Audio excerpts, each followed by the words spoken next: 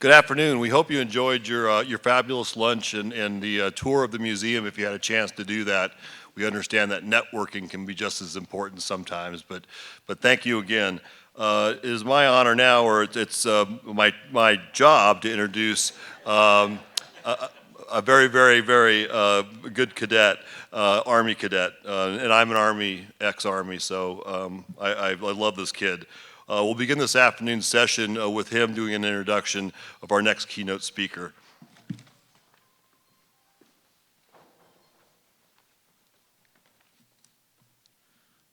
Good afternoon. My name is Cadet Christian Cantu of the University of Oklahoma Army ROTC Battalion. I'm a junior at the University of Oklahoma, and I will receive my degree in Industrial and Systems Engineering. It is my honor to introduce this afternoon's first keynote speaker, the Honorable Ellen Lord. Secretary Lord is currently a senior advisor for the Chertoff Group, where she uses over 30 years of defense industry and leadership experience to provide counsel regarding defense programs, homeland security, and the protection of critical infrastructure. Prior to these duties, she served as Under the Secretary of Defense for Acquisition and Sustainment, leading the Department of Defense's personnel, policies, and processes involved in Pentagon acquisition, contracts, logistics, and defense industrial base. Ms. Lord was also president and CEO of Texton Systems, which offered a broad array of products and services supporting defense, homeland security, aerospace, and infrastructure protection. She has earned a Master of Science degree in chemistry from the University of New Hampshire, as well as a Bachelor of Arts degree in chemistry from Connecticut College. Ladies and gentlemen, please welcome the Honorable Ellen Lord.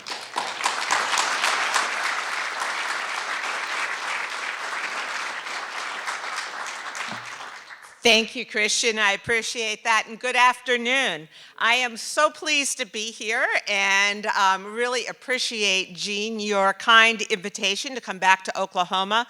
I must admit I had only been to McAllister Army Ammunition Plant as well as Tinker before and had no idea about this campus and everything that's going on. So I think this is an important dialogue we're starting here in terms of national defense. I am very concerned about the fact that our national security is interwoven with our economic security. And the nexus of those two are our defense industrial base. And we need to work to make that a very productive partnership in terms of government and industry. I think we sometimes forget that it is a choice to serve. Whether you are in uniform, whether you are a government civilian, whether you are in the defense industrial base. This whole area does not have the highest margins, it doesn't have the highest exposure, but it is so incredibly important for us as a nation. I don't think typically people realize that we have been under gray zone conflict for quite some time. What is that? That's when we were between peace and full-out kinetic warfare. Right now, our strategic adversaries, primarily China, Russia to a later degree, North Korea, Iran, they are attacking our financial systems, our energy grids, and this is going on one piece at a time. We, in terms of national security, need to think about all types of conflict, and conflict just below open warfare. Now, we are in an interesting place in that 50 or so years ago, all of our technology development primarily came out of the government. We're structured still to have the government do all of that development. Whereas there are very, very important innovations going on in the nuclear area, in hypersonics that Mark talked about this morning, and a number of other areas, it's really the commercial sector, it's industry now that is innovating. And one of our largest challenges is the fact that our systems, our business systems, have not adjusted for this. The pace of technology innovation is far outstripping our business practices within the national security community, especially DoD. So, what's holding us back and what can we do? Interestingly, we actually have been given many authorities, almost all of the authorities we need from Congress. And my point of view is really influenced here by the fact I spent 33 years in industry and then very, very unexpectedly went to work for the Secretary of Defense. And when I got there, I thought, well, I knew I only knew a little bit about how DoD worked. When I stepped in the door, I realized I knew nothing about how DoD worked and the interagency and all the goings on with how things happened. And I tend to build models and then test the model to understand things. So since my framework was industry, I thought, okay, I'm in the office of the Secretary of Defense. That's really like the corporate layer in a corporation. So it's the smallest group. It only deals with high dollar, high risk issues or issues that touch all of the different operating units. And in this case, in DoD, the operating units are the military services, the Air Force, the Navy, the Army, the agencies. And then the really interesting part of it all is whereas in industry, you have a board of directors with perhaps 9, 11, sometimes 13 directors on the board of directors, we at DoD had almost 550, and they were called Congress. And they were the ones that controlled the money we had, and it was very important that we have a dialogue going on with them. Because the way things work in the government, as I saw it, is that you get statute. Every year there's the National Defense Authorization Act that is the strategy for what the department can do. And then there's the appropriations bill, which is the budget. We have to take those authorities in the NDAA at DoD. I say we, I'm not there anymore, but I can't get it out of my system. And change those, translate them into policy. That is necessary but not sufficient. You then need to translate that into implementation guidance, which means procedures and so forth, and then you have to train people. That system tends to break down at times, and it takes an enormous amount of leadership to make it work. So what I'd like to do is talk about a few of the areas where our business systems are holding up our ability to take current technology and translate it to DoD so that we are actually fielding capability downrange to the warfighter, which is what the job is. So, to begin with, a couple things. We need to realize that the world has changed, and today our warfighting systems are hardware-enabled, yet software-defined. And hardware, frankly, is becoming more of a commodity, whereas software, if we are developing it correctly, we are developing, producing, and sustaining that software on a daily basis. So our systems that were set up to acquire capability, whether it be hardware or software, are all geared towards big, complex systems. So what we need to do is bifurcate hardware and software development. And the way you get things done in DoD when you're trying to convince Congress to change something is say, let's run a pilot program. And then what you do is you get some very high-profile people to join the Defense Innovation Board or other groups that you leverage, and you ask them to go do a study on something and give you recommendations, and about 85% of them, you're pretty sure what they are before they start. Then they bring in 15% really great other stuff, and they recommend it back to you so that you can then recommend it to Congress. Well, we did this with software, but we now have something called BA8, which is a line that gives us colorless money for software, but it can only be put in a few programs. This is something powerful that we need to continue to work with because China does not have to worry about individuals going to jail if they take development money and put it towards a production program or use sustainment money and cross over somewhere else. We need to get those rapid kind of reps and sets going.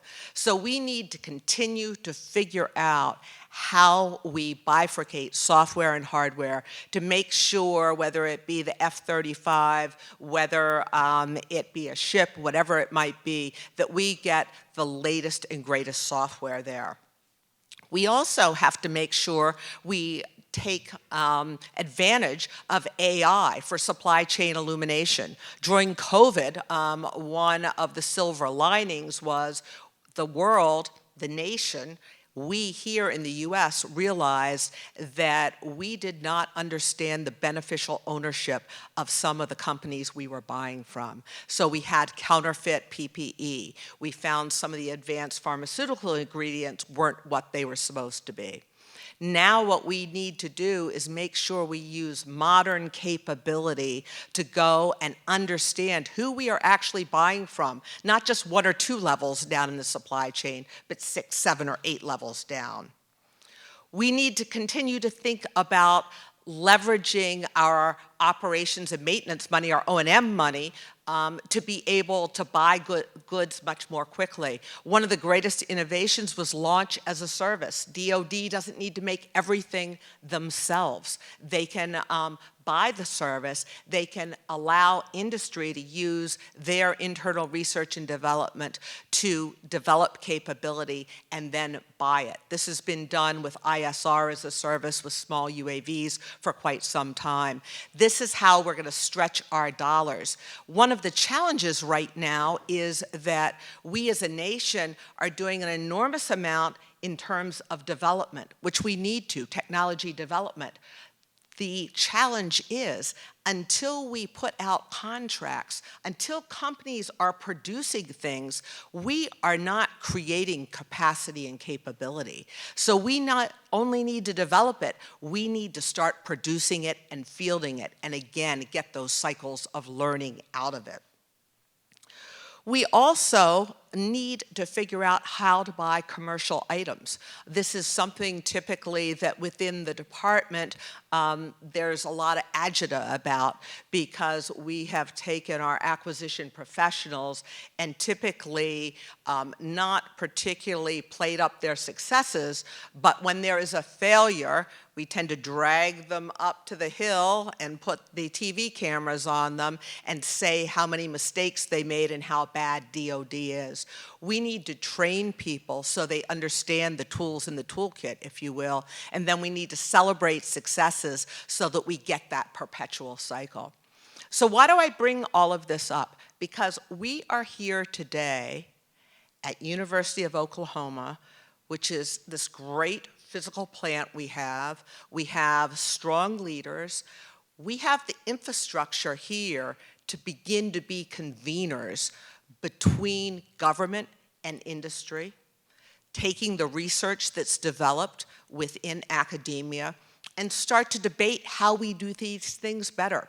When you're in DoD, it's hard to convene people. It's hard to do that when you're on the Hill. You have a lot of constraints. In academia, you have the ability to do that. And there are critical conversations that need to take place. I like to talk about creative compliance. When you have a business person trying to get something done quickly, you don't want to have that pilot checklist mentality, which is incredibly important if you're a pilot doing your pre-flight check and getting ready to take off. But if you are trying to take some technology, apply it to a warfighting gap, and field it quickly, you want to make sure you use only those things you need to and not waste your time in the bureaucracy.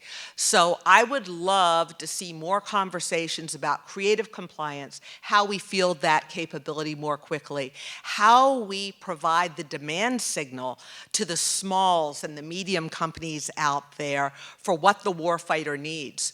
Our system, the planning, programming, budgeting, and execution process, the PPBE cycle, is how DoD gets its money allocated to it all the way through how they do acquisition.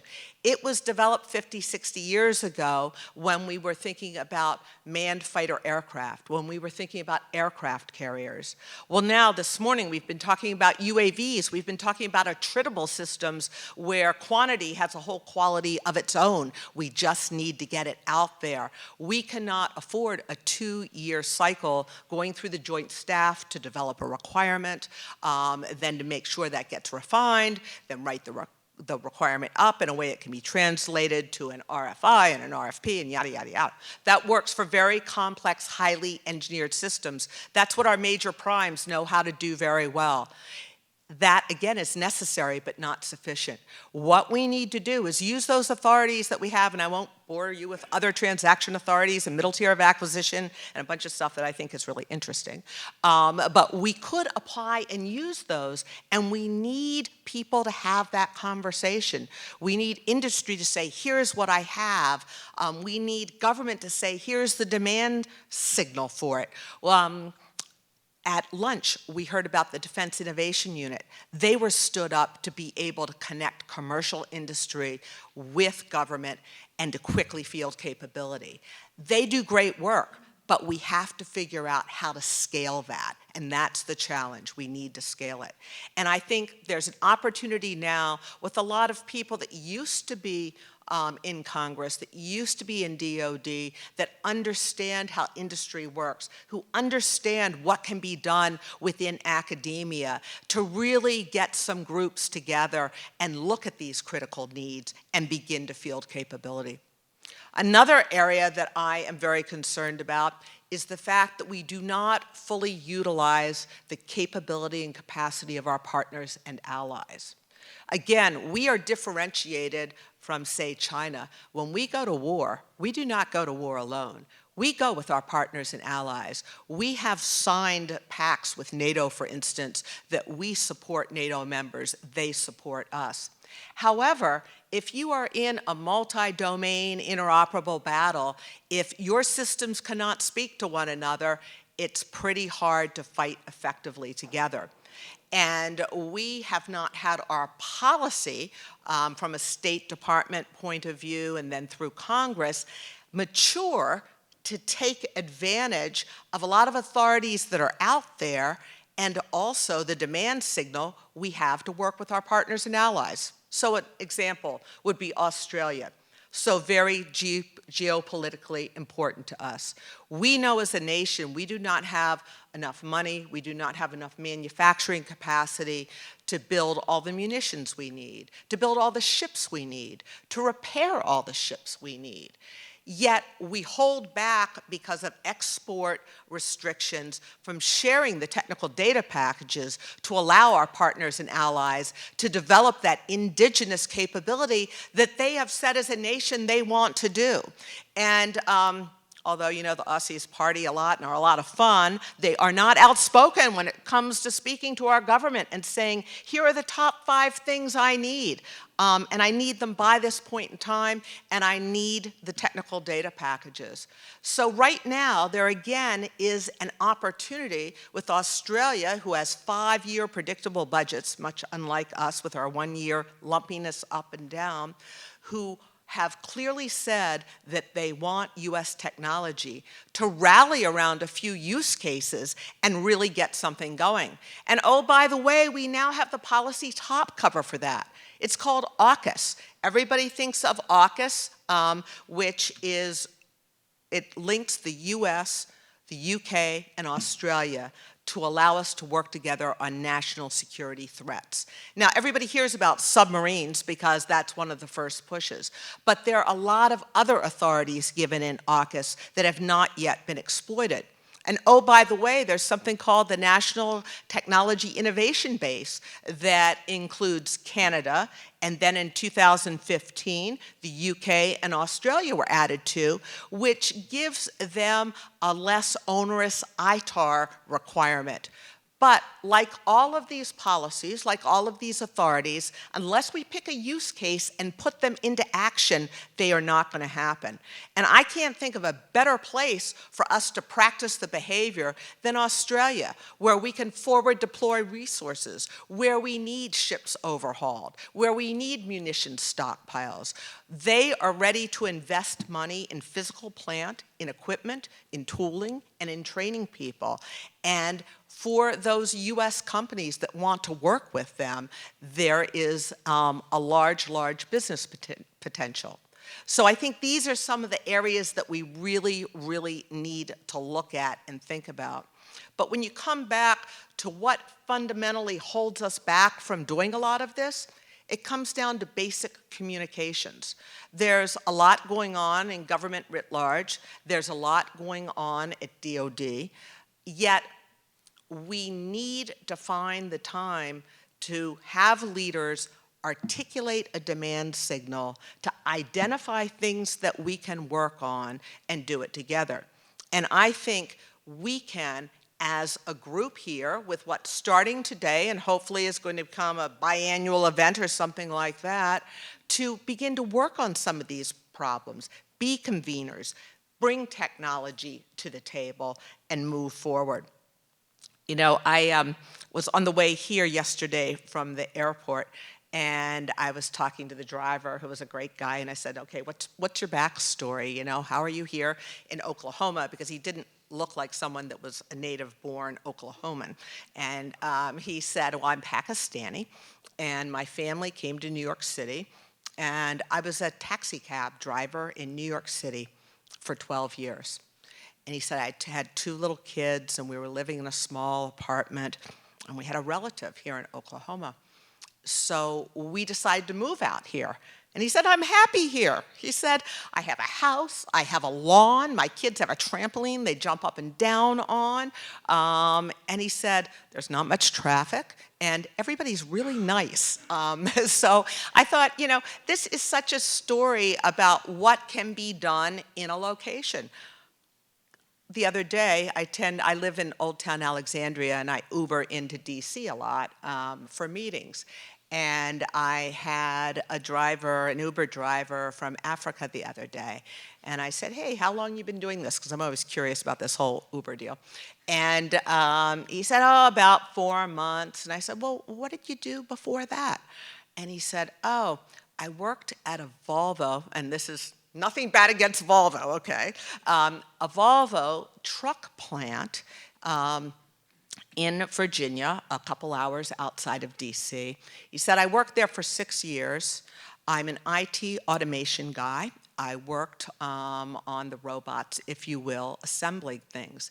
And not his words, but there was a lumpy demand signal, so he was getting furloughed all the time. And it got to the point where he couldn't pay his bills because he was getting furloughed, because he's basically supporting a large family back home in Africa. And he said, so I'm doing Uber. I said, well, how's that working out? And he said, well, it's okay. I said, well, you don't get benefits, do you? He goes, no. And I said, well, what do you want to do? He goes, well, I really, really want a job where I could use my IT. I said, well, you know, there's this aerospace and defense whole sector that is very, very vibrant in the NCR here in the National Capital Region, and I really suggest you look into it. And he said, okay. I said, do you know any companies? He goes, no. And so I wrote down a whole list of companies for him, and I said, I want you to go home and get it. And he goes, I'll get on the internet and I'll look, because that's what I really want to do. Well, it comes back to the fact that we have all of this latent potential out there, and we don't have people describing to those with this potential capability how to focus it, how to have productive lives, and oh, by the way, really contribute to our national security. And we're in this near-peer competition state right now. We unfortunately do not enjoy the overmatch we traditionally have. We need to work at it. It's not that we can't develop the technology, we can't field it fast enough. And we can't field it fast enough because we have tried to protect ourselves with all kinds of regulations. Think about our supply chain problems. Why do we no longer manufacture chips domestically? We design more than 50% of them domestically. We package hardly any of them. All of our IP is going offshore because it's been death by 1,000 cuts for the manufacturing industry. And everybody wants a clean world, right? We don't want to pollute, but we've gotten to the point where the permitting processes are so onerous. All of the emissions are so onerous. The taxes at the local, state, federal levels are onerous. We no longer, although this is beginning to reverse, see the value in all of the trades. A lot of our VOTECs have gone away. We do not have an honorable way for high school students, although I now understand you're doing this locally here in Oklahoma, which is great, to develop trades if they don't want to be college focused. We need to think about what it takes to develop capability, but also to manufacture it, because manufacturing is the backbone. And once we get manufacturing at scale again, then we have a virtuous cycle where we're generating enough profits to put back into R&D, into capital investment. But right now, not many directors on boards of directors are going to say, yes, build another munitions factory if they don't see a consistent demand signal. But luckily we have some partners and allies that have a lot of capital to deploy, that have their own demand signals, that see enough over here that if we could just get through all the bureaucracy and share some of the technology with them, we could really get going. So I think that there is incredible opportunity if we can bring the technology sector, the manufacturing sector, defense, government, all the regulators together, and just crawl, walk, run. Pick one or two topics, work them, practice the behaviors, and show how we can rapidly field capability while being responsible citizens. But it's a multi-dimensional problem where we have to think about climate change. We can't just go pollute. Why do we no longer process any rare earth elements? Because we had very, very polluting, very dirty processes. Well, now the government's putting a little bit of money through Defense Production Act Title III into trying to come up with some clean processes. We need more of that. We need a demand signal saying, yes, that is the right place for government to be. We tend to be very, very concerned about industrial policy, and obviously we don't want to regulate industry writ large, but there's sometimes an activation energy to overcome to get enough capacity out there to start producing. And that's where we have to identify this and get going. And that's where I think government can make a difference. The final thing I'll say is that I believe the whole sustainment industry is incredibly underserved. Everybody who's developing new shiny products sort of gets the spotlight and the glory. Well, you know, about 70 cents on the dollar of most major systems that DoD has goes towards sustainment. And what's going to make a difference in terms of not only our modernization, but our readiness, our ability to go fight tonight, is having readiness levels of those systems. And it's not just throwing more and more people, more labor at it. Technology is going to be the key. So taking technology and leveraging that towards sustainment is going to be incredibly important, and that gets back to digital engineering and making sure you have digital workflows and don't have, you know, piles of paper you're carrying around a plant, but also that information moves at the speed of relevance. That when a pilot lands, you don't download their systems for half an hour to get all the information off that aircraft, that it can be pulled off right away. So these are the things that I believe that, Jean, you and your team can attack here and do something very significant with, and I think there are lots of us that would like to help you do that. But I go back to the fact it takes a lot of communicating about the art of the possible, what the priorities are, what the authorities are out there, what right looks like, and the workforce has to be trained. And that's where DoD has stumbled a bit. And that's, again, an opportunity to bring DoD individuals together to understand the operator, the user's point of view, to understand the authorities they have, to understand what they can do legally and what they need to do to be effective in everything they're doing. So I'm going to stop right there, and I'm hoping we're going to have some Q&A.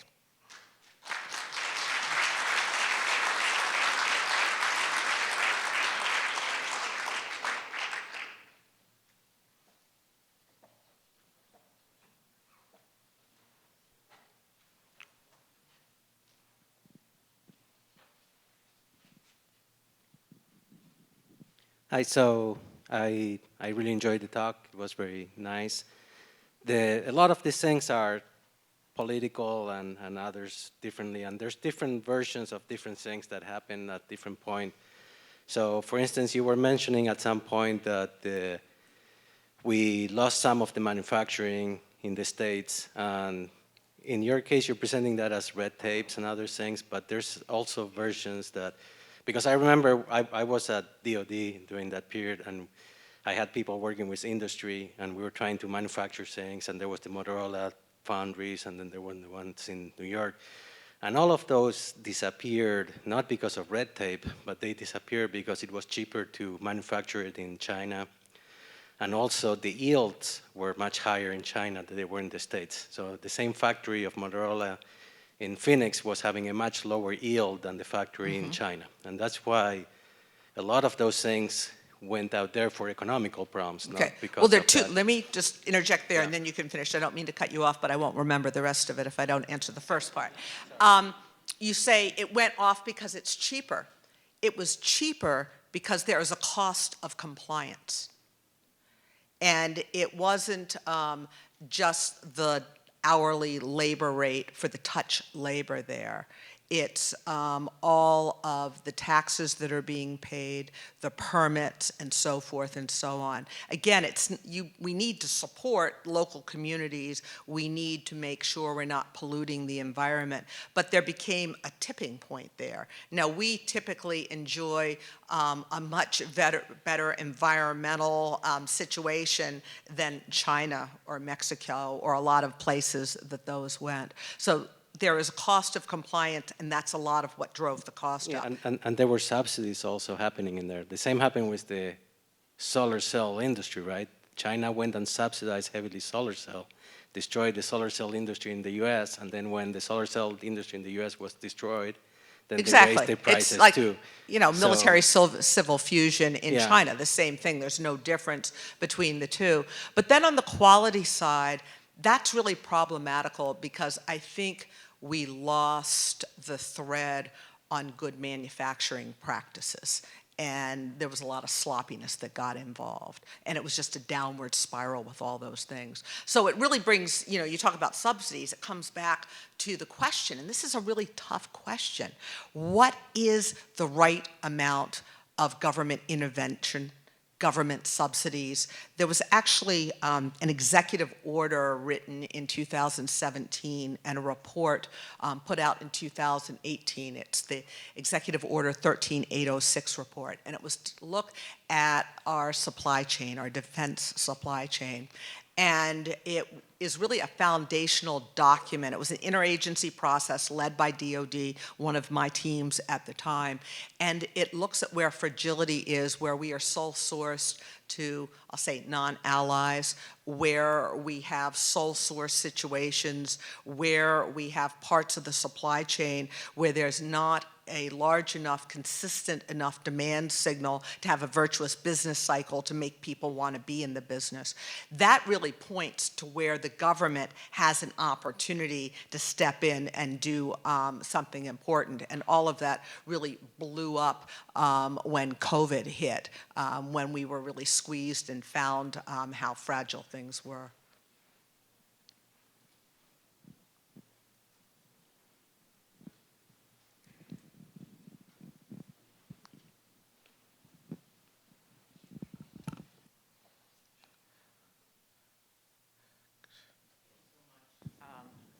Ms. Lord, Patricia Knighton. I'm with New Mexico State University. Great remarks. Thank you so much. And this topic is really so important of transitioning from research to the users. And I'm recalling, because I've been working at things like this for a long time, the old adage, for every $1 spent on research, $10 on development, and $100 to commercialize. The same analogy, for every PhD, you need 10 engineers and 100 technicians. So if we can just imagine the scenario of an actual technology or system being implemented, it's huge. It takes a lot. And I think so often the emphasis is on the early stage and just getting it out of the deck. So anything that is going on that you're aware of that's really going to fund the users who are adopting this to actually plan and implement taking it in. That's a big challenge. Yeah, so this gives me a chance to talk a little bit about the PPBE Commission, the Planning, Programming, Budgeting, and Execution. Senator Inhofe actually placed me on that commission, and what we're doing is looking at this big, complex system that works well on one end but doesn't on the other. And the first thing we're doing is a listening tour. And we want to hear from those that have technologies, those that have had SBIRs, who've experienced the valley of death, who believe they have something to contribute to the national fight, that can't make the connection, they can't communicate, to hear about what the problems are, what specifically you wish you could have, should have, would have done, what we could do differently. Also, on the other side, what has worked really well? We want to hear those good news stories so that we can echo and amplify that. But I think one of the biggest travesties is where you have small companies with SBIRs, or they participate in exercises and demonstrations, and they're wildly successful. They've practiced the behavior, if you will, and then it's like, oh, wait for 18 or 24 months, and I think we're going to get you a little program going. And it's like, I've got cash flow, I've got to make payroll, you know, I can't do that. And that's when you have people deselect from national security into the commercial sector, which we need that. That's great for our economy. But again, it's a choice to be a defense contractor. And we have to make the price of entry a little bit lower and figure out how to do things. And one of, again, in terms of communicating, there are a lot of incredible programs, but people don't know about them, like Mentor Protege, where if a large company pairs with a small company, the prime can actually have, or the prime being the small company, the larger company can have up to 60% of the contract content. People need to know that there are channel partners out there. So it's all a challenge, I think, of how to find those right partners. Then from a contractual point of view, often what you see in the department is you find somebody who has money and they want to get somebody on contract, but they don't have the contract vehicle to do it. So then you can go back and say, hey, let's look at these large IDIQs, indefinite delivery, indefinite quantity, where you can put task orders. But this is where we need to educate people about the art of the possible. There are ways to do these things, but we're just not connecting the dots well enough. So.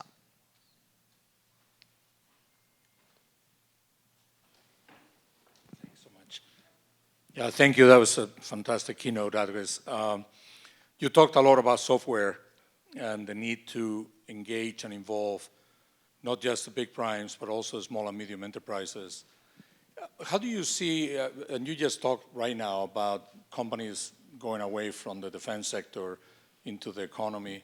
One of the things I hear about a lot is from small and medium software companies.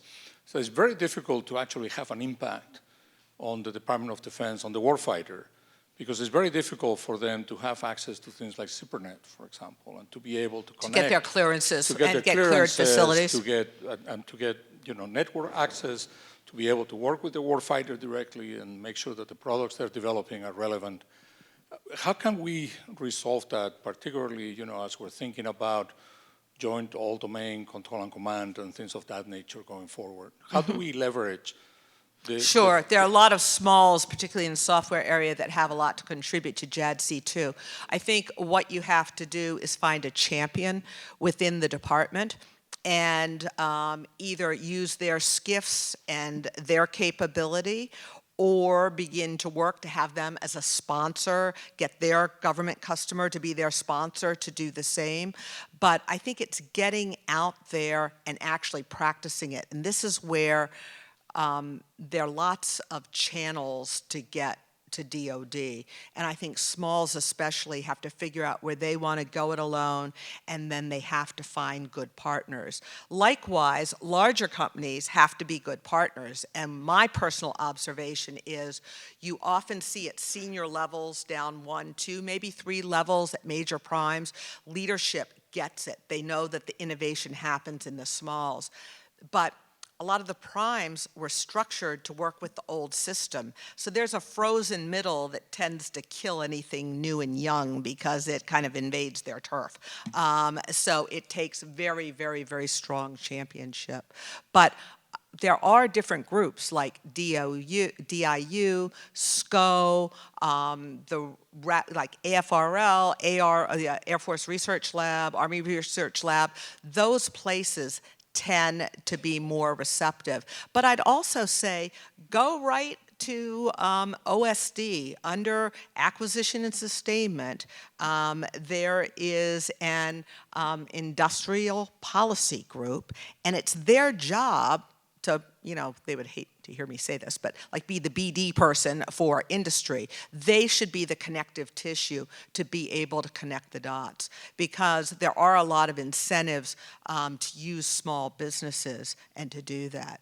But it's really getting out there and meeting the people. But you also, I find, with a lot of small companies, when you say, okay, what's your technology? They go into excruciating detail about the technology, which is interesting to some of us. However, they need that 3-minute elevator speech of, this is what my stuff does, so that their next door neighbor could understand it. And then they need the 30-minute pitch to those more knowledgeable to explain it. Then they need the 3-hour pitch. But often what I find is these small companies have great stuff, but they just freeze when they have that 3-minute opportunity, because they can't crisply articulate what the value proposition is and what differentiates them from others. So they've really got to practice their pitch, if you will.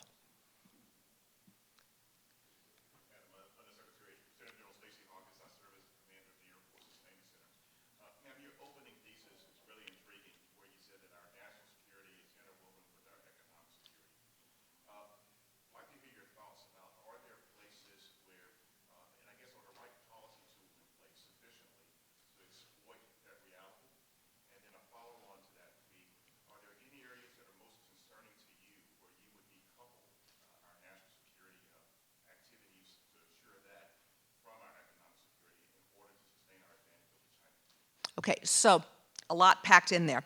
I will say where there is a clear threat is when we are not investing in manufacturing capability for defense articles. And I'm worried that perhaps we're starting to skew a little bit too much towards research and development, which is important.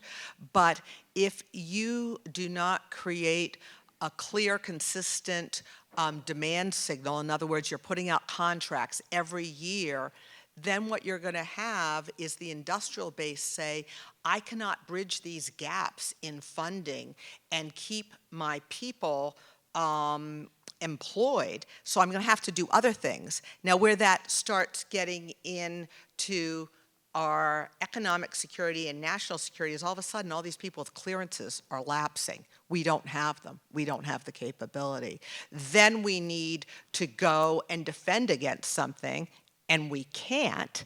And we are having our financial systems taken down, or we are having the grids turned off. So now we can't do anything, and we become like a third world country in little spots. And there are lots of different examples of this. Now, an area where I think we need to get a lot smarter, a lot faster in terms of deploying capability is cybersecurity.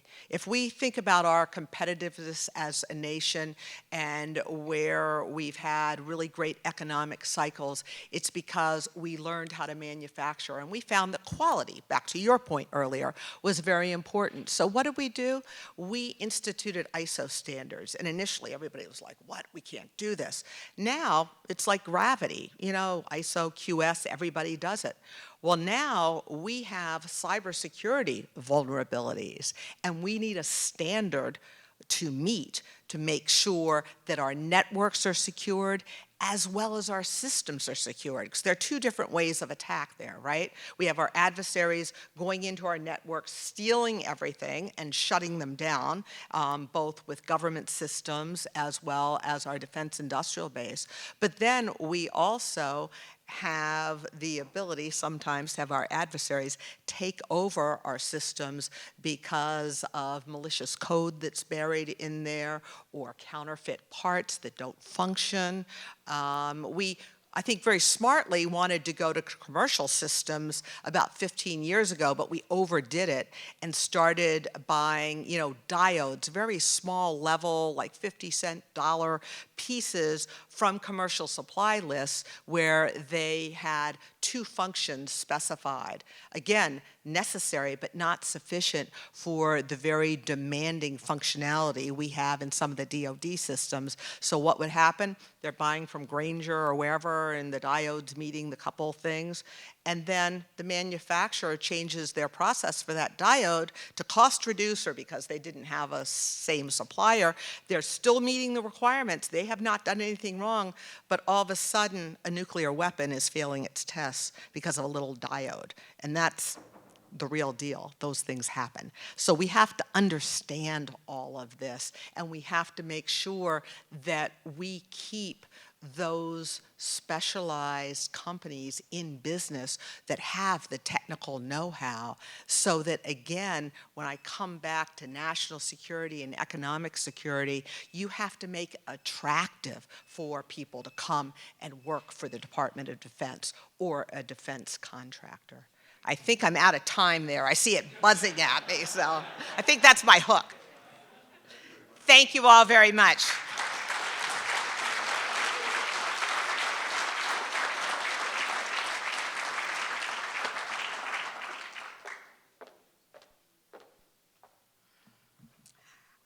Thank you, Ms. Lord, for sharing your time here with us today.